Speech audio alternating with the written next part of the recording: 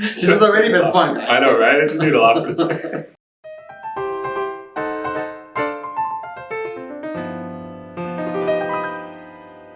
Welcome, everyone. My name is Lawrence, and welcome to another episode of Fun with Advisors. Today, we have a special treat because we have a member from our Mississauga campus here with us. Mathew, welcome to the show. Please introduce yourself and tell the audience and the students how you're here to assist them. Thank you, Lawrence. My name is Mathew Qaqish. I'm the Associate Campus Director of the Mississauga campus. And really, guys, and everyone watching, ladies, gentlemen, everyone else, my job is to support you guys. I'm going to be in the Mississauga campus when you guys finally do get to arrive to Canada. And just like you met my coworker, Danielle, just the other day in episode 5, I think, we are here for you guys, right? And we want you to know that. We want you to know that it's not just advisors, it's not just instructors.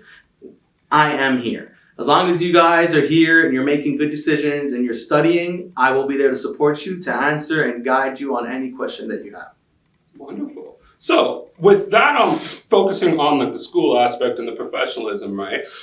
Generally, it can be hard to start off conversations and stuff like that, right? So if from your side, if somebody wanted to strike up a conversation, just chat about something you really enjoy, what are 2 things that you're like right about talking about, like seriously about? Does talking a lot count? I like to talk a lot. Talk a lot, but talk about what? Okay. Question that. Jokes aside, I'm a big sport guy, and I know you are too. Yeah. Any sport, American football, soccer, hockey, whatever, we can talk about that. I also like movies. So, and the thing is about movies, not just your typical, comedies or American movies. I like to watch movies from all over the world. Especially now with COVID. I feel like movies have the power to really connect us. Movies from everywhere. So that's just my thing. Yeah, I could not.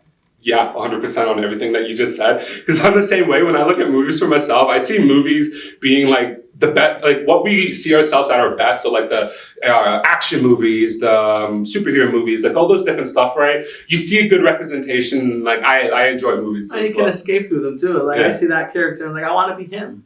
For an hour. Right. When I could say just on this one topic, when I was in grade 8, when I was younger, the 1993 Independence Day, I believe, the one with Will Smith, loved that movie, right? The monologue at the end, loved that. I mean, I'm a Marvel geek. Yeah, okay. So sometimes when I watch it, I see myself hulking out, Right? I get called that way too much when I go play pool or whatever. When I go play pool or whatever with my friends at a billiard hall, yeah. I would hit the ball and it would shoot off the table and everything, and they would start getting irritated. I'm like, I am not intentionally doing this. You gotta call 4 right? Like, not intentionally. It goes sliding, and I swear one time it almost got under somebody's foot. I'm like, oh shit. Right? Well, nobody got hurt. No. But it was like, it matters. Yeah, I was like, my friends are like, you are way too way too strong when you hit that thing. Calm down. Alrighty, so one thing I think our audience can definitely realize is that we are dressed to the nines today, looking very good. And part of looking very good is that professionalism that gives off, right? So when it comes to that subject of professionalism and finding work, which I know everybody struggles with, especially during the current times, do you have 3 tips that you would like to give our audience and students to help better prepare them for their interviews and looking for work and things like that? Well, that's a good question. And I would say there are 3 tips. Okay.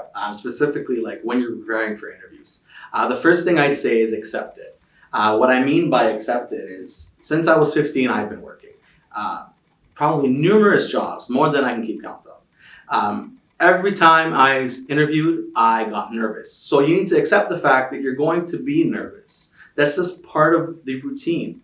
Accept it, embrace it. Use that nerve to better prepare. Use it as a fuel to prepare, not as something that's going to stop you or hinder you. So accept the fact that you're nervous, embrace it, and get ready for that interview.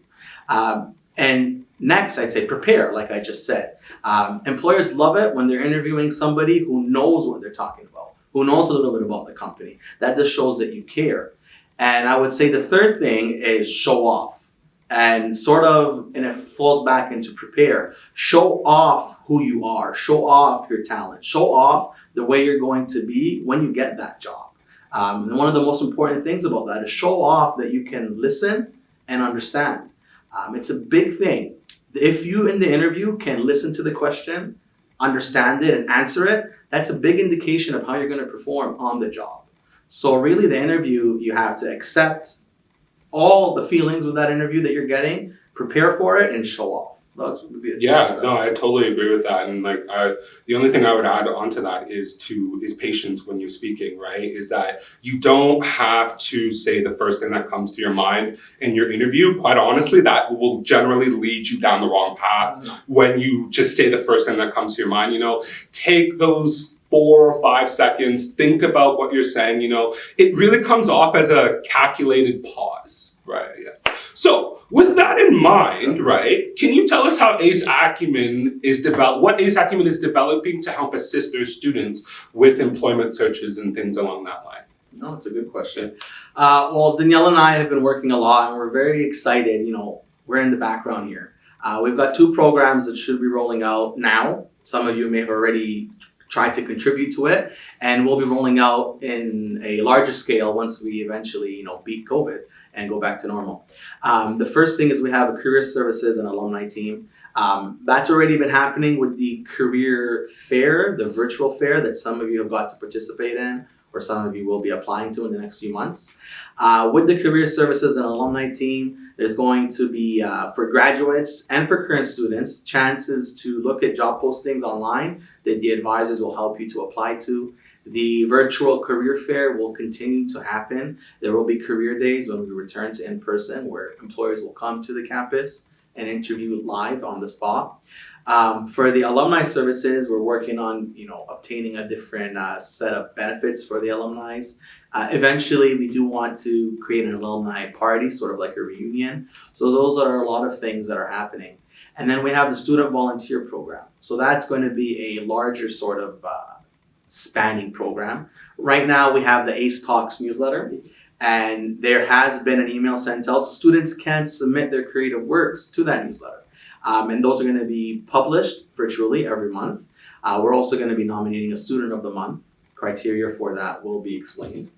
And then one of my favorite things in the Mississauga campus, so we have this great room. It's like an auditorium sort of vibe. It's got a nice screen. We're going to get some speakers.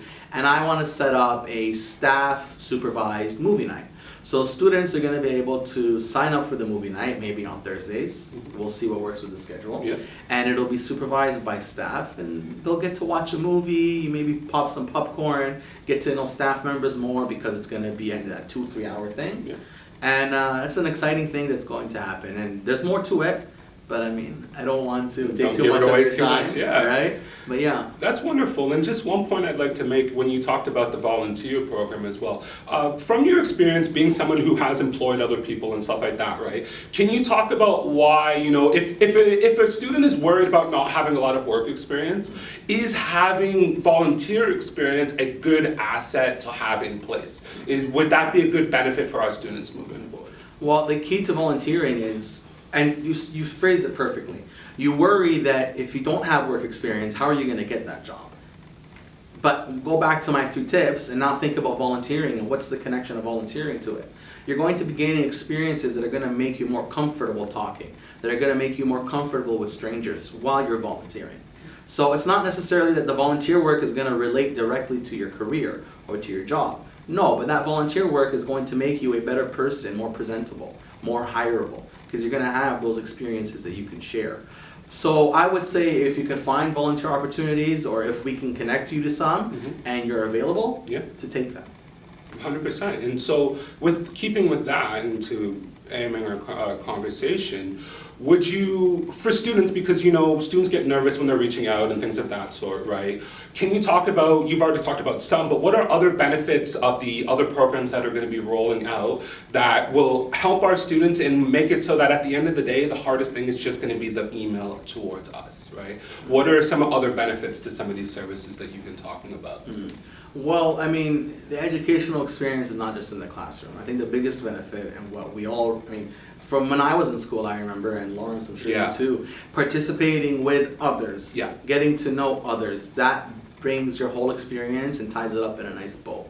You're going to learn things that you would not have learned in the classroom. You're going to make new friends. You're going to grow as a person, and I think that's the most important. Yeah, I couldn't agree with that more. So, with that in mind, and to bring our conversation to a close today, thank you so much for joining us. And my last question for you would be, if you had any words of encouragement or lasting message that you would like to give our audience and our students, what would that be?